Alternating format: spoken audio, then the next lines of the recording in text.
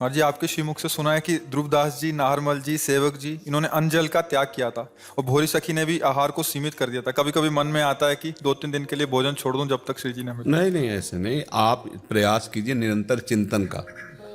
भोजन छोड़ना और भोजन छूट जाना, इसमें अंतर है बच्चा। अब वो इतने लगन लगी है कि कुछ अच्छा ही नहीं लग रहा, स्मृति नहीं, तो उनके अंदर ऐसी आध्यात्मिक शक्ति कोई। श्री बालक ओम प्रकाश जी 60-70 दिन तक कुछ नहीं खाए पिए थे। 60-70 दिन तक। रंतदेव जी 64 दिन तक कुछ नहीं खाए पिए थे। तो हम लोग मतलब समझना पड़ेगा, वो स्थिति ऐसी आ गई कि उनको अध्यात्म पोषण उनका हो रहा है, लेकिन उनकी चाह नहीं है। और आज अभी सोचोगे ऐसा तो नहीं, आप सोचो निरंतर नाम जप करने के लिए एक सीढ़ी बाई सीढ़ी चढ़ोगे तो वो भी स्थिति आ जाएगी। वो स्थिति इसी भक्ति में है, कोई अलग थोड़ी है, ऐसी स्थिति आ जाएगी। उसके लिए क्या करें? निरंतर नाम जप करें। पहले आज्ञा पालन करना सीखो, अच्छे से खाओ, आधा घंटा दंड बैठक प्राणायाम व्यायाम करो, उससे ब्रह्मचर्य पुष्ट रहेगा। शास्त्रों का स्वाध्याय, सत्संग, नाम जप, वाणी पाठ, माता पिता की सेवा, देखो अभी फिर धीरे धीरे जब आध्यात्मिक ऊर्जा शक्ति बढ़ती है तब ऐसा होता है कि 4 दिन 10 दिन नहीं, कोई फर्क थोड़ी पड़ा उनको, कोई परेशानी थोड़ी पड़ी। अच्छा, श्री जी मिलना चाहती कैसे? वो स्थिति दे देंगी। अब ये थोड़ी कि 3 दिन कोई भूखा रहे तो श्री जी मिल जाएंगी, ऐसा नहीं है। कई लोग ऐसे होते हैं जिनको भोजन नहीं मिलता तो उनको श्री जी थोड़ी मिल जाती हैं। कई कई दिन भोजन नहीं मिलता अपने लोगों को, कई कई दिन श्री जी थोड़ी मिल जाती है। श्री जी तो प्रेम से मिलती हैं, और प्रेम में वो कुछ याद ही नहीं, खान पान की स्थिति में कई दिन व्यतीत हो गए, श्री जी मिल गई तो भोजन छोड़ने से नहीं मिलती श्री जी। मिले ही न रघुपति बिनु अनुरागा, किए कोटि जप जोग विरागा। जैसे होता है कि वो 3 दिन कुछ खाए पिए नहीं, श्री जी मिल गए, हम 6 दिन कुछ खाए पिएंगे नहीं, 3 दिन क्या। और कितने ऐसे दिन व्यतीत हुए, कितने ऐसे दिन काशी बीते हुए, इतना सतुआ ऐसे कर दो उड़ जाए। उसी को ऐसे जैसे शहद में नहीं घोला जाता, गंगा जल डाल के घोल लिया, चाट लिया। क्योंकि बांटने वाले सैकड़ों लोग भिक्षुक है, उन्हीं में जाके साइड में बैठ गए तो इतना ढक्कन में डाल दिया सतुआ। न नमक है न चीनी, बस सतुआ। ऐसे प्राण पोषण ऐसे होते। कभी कोई 1 पीस बर्फी दे दी, कभी कोई ऐसे निकला 1 आध कचौड़ी डाल दी। शाम टाइम केवल बैठते थे थोड़ी देर, ना कहीं नियम था, न कहीं मांगना, न पैसा हाथ में छूना, न किसी आश्रम जाना। बैठ गए, जो हमारे सामने दे दिया, बस पैसा तो उठाएंगे नहीं, छोड़ दिया, चल दिया। जो खाने के लिए मिला वो थोड़ी देर बैठे, जाके 80 घाट में से नीचे सैकड़ों लोग बैठे रहते थे, सब एक से एक महान तपस्वी, ऐसा थोड़ी कोई भिखारी रहते थे। तो ऐसे प्राण पोषण के लिए जो मिल जाए उसे खाओ पियो, चुपचाप भजन करो। भजन से एक स्थिति आती है। प्रभु अगर ना खाने से मिलते ना तो ऐसे ऐसे जीवन, जैसे सांप है, एक बार वो शिकार कर ले, मान लो चूहे को खा ले, तो 3 महीने उसे कुछ जरूरत नहीं, वो बिल में आराम से रहेगा। 90 दिन तक बिना कुछ खाए पिए आराम से रह सकता है। तो 90 दिन उसे भगवत साक्षात्कार हो जाना चाहिए, नहीं हो जाना चाहिए? 3 दिन में हुआ तो 90 दिन में तो हो जाना चाहिए। ये सब बेकार की बात। प्रभु मिलते हैं केवल प्रेम से। वो प्रेम स्थिति में 1 दिन नहीं पाए, 70 दिन नहीं पाए, 4 दिन नहीं पाए, वो बात अलग है उनकी। पर प्रधान बात प्रेम में भोजन ना पाना नहीं है। अगर ऐसा हो तो कितने ऐसे लोग हैं फट से भगवत प्राप्ति कर लें, 3-4 दिन में कोई मर थोड़ी जाएगा। भोजन छोड़ दो, जल छोड़ दो, मिल जाएंगे भगवान। तो भाई हम अभी व्यवस्था सबको लगा दे कि मर चाहे जाओ, 4 दिन कोई नहीं खाएंगे, आज्ञा उल्लंघन नहीं करेंगे। इतना बड़ा है। इन्होंने कहा चॉकलेट ले लो, उनका तुम्हें पता नहीं, महाराज जी ने 1 वर्ष के लिए बाजार की हर वस्तु मना की। इतना बड़ा है वो। बैर विरोध, बोले आकार की पूजा से बात नहीं बनती। तो उनका ठीक है, आप जिनके अनुयायी हो कभी उनको प्रणाम करते हो तुम? बोले हाँ, वो तो रोज हमारे घर में छवि विराजमान। उनका फिर किसके निषेध किसको कर रहे हो? किसको निषेध कर रहे हो? घर में छवि विराजमान किए हो, वहां जाते हो, माला पहनाते हो, प्रणाम करते हो, तो आकार की तो पूजा कर रहे हो ना। अब चुप। मंत्र कहां से मिला था? निराकार आके बोला था तुम्हें? आकार ही तो मंत्र बोला, आकार ही ने तो उपदेश किया, आकार में ही तो फंसे हो, आकार से ही निराकार में पहुंच जाओगे। सब जगह वही विराजमान है, जो आकार रहित है वो सब जगह विराजमान है। उसी ने अपने आकार को प्रकट कर लिया है, उसी के सब आकार हैं, और वो सब आकारों से रहित निराकार है। वो सबसे परे हैं, सब में भरे हैं। या रास्ते रघुनाथ कर बेग न जाने कोई, और जो जाने रघुपत कृपा सपने मोह न होए। 8-10 अंधे थे तो बोले हाथी कैसा, तो एक ने जांग पकड़ी, बोले ऐसा लंबा लंबा। एक ने कान पकड़ा, बोले सूप जैसा। एक ने पूंछ पकड़ी, अपने संपूर्ण हाथी तो नेत्र वाला देख के बताएगा, और नेत्र वाला हंस रहा है कि वो आपस में झगड़ रहे, नहीं हाथी सूप जैसा, बोले हाथी नहीं खंबे जैसा।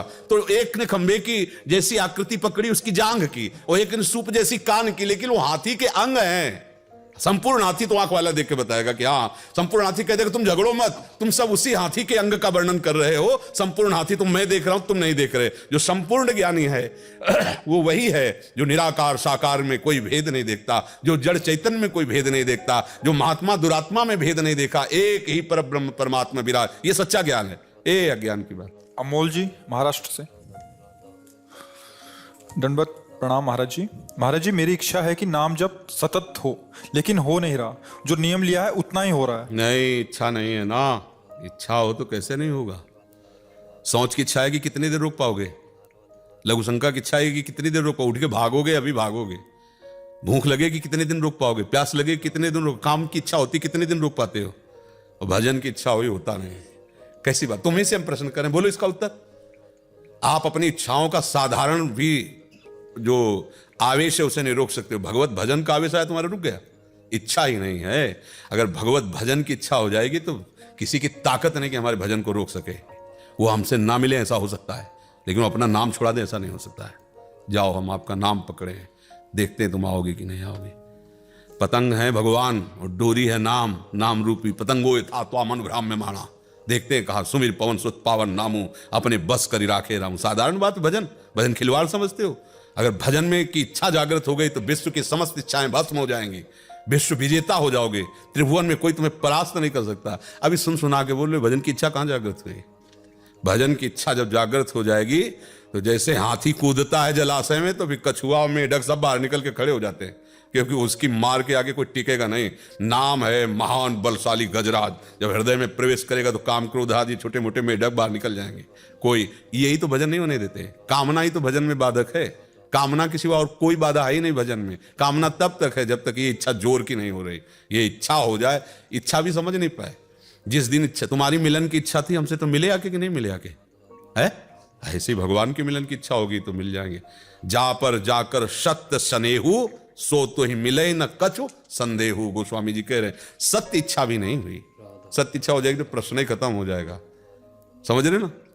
अब बताओ कोई गड़बड़ हो तो भाई, तो घर की जैसी हम बात करते हैं यहाँ है।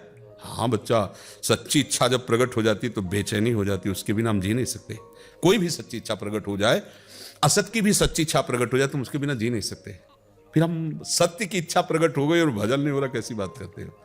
ये सब केवल कहने सुनने की बातें। जिस दिन इच्छा प्रकट होगी उसे कुछ नहीं सुनाई देता। जब अवस्था थी खेलने की कूदने की, माँ बाप के प्यार की, तो भजन की इच्छा हुई थी। तब से आज तक लौट के नहीं गए। उस नगरी में नहीं गए, उस देश में उधर प्रवेश नहीं किया, उस क्षेत्र में जहां जन्म हुआ था। बस मरे या जिए, कोई गाली दे या मारे, बच्चा ही थे। मुझे भगवत प्राप्ति करनी। यहाँ तो मान लो सानिध्य है, वहाँ क्या सानिध्य। गंगा किनारे कोई नहीं। जो प्रहारों सीधे गर्मी सर्दी या किसी गाली अपमान का, भूख प्यास का, सब प्रहार सहना है। मुझे भगवत प्राप्ति करनी, कोई नहीं रोक पाया।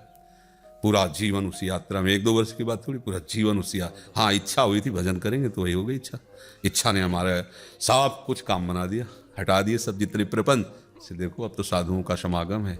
अब तो प्राण निकल जाए तो कोई भय नहीं। वृंदावन रज का सेवन हो रहा। महारानी जो हमारी मालकिन है, अब क्या परेशानी है। इच्छा करो भजन की। अभी इच्छा नहीं हुई। जब इच्छा भजन की मानी जाएगी, जब और कोई इच्छा नहीं रह जाएगी। बड़ी इच्छा, जैसे तुम 1 करोड़ की इच्छा करो, हम 10 रुपया तुम्हें दें, बुरा लगेगा तुम्हें। यद्यपि हमने तुमसे लिया तो नहीं, 10 रुपया दे ही रहे, पर आपको बुरा लगेगा। क्यों? क्योंकि आपकी इच्छा है 1 करोड़ की, तो आपको 10 रुपया बुरे लगेंगे। इनको कहा हम क्या करें, इससे क्या होगा। हमारी तो व्यवस्था 1 करोड़ हो तब हम बात करेंगे। समझ रहे हो ना। ऐसे हमारी अनंत ब्रह्मांडों के स्वामी के मिलने की इच्छा है, तो ब्रह्मा का पद भी उसको ऐसे लगता है जैसे 10 रुपया दिया जाए तो करोड़ की इच्छा वाले को बुरा लगता है। ऐसे ब्रह्मा का पद बुरा लगता है उसको। मुझे भगवान चाहिए, उनसे मिलना है, मुझे ब्रह्मा का पद नहीं चाहिए, मुझे सम्राट पद नहीं। यह है भगवत इच्छा में अपनी इच्छा को मिलाना। अब मुझे भजन करना, मुझे भगवत प्राप्ति करनी, तो ये समझ ही नहीं पा रहे। तो हम कहते हैं कि हम भजन की इच्छा करते हैं पर भजन हो नहीं पाता। तो हम सही बताते हैं, इच्छा के कारण ही भजन नहीं हो पा रहा।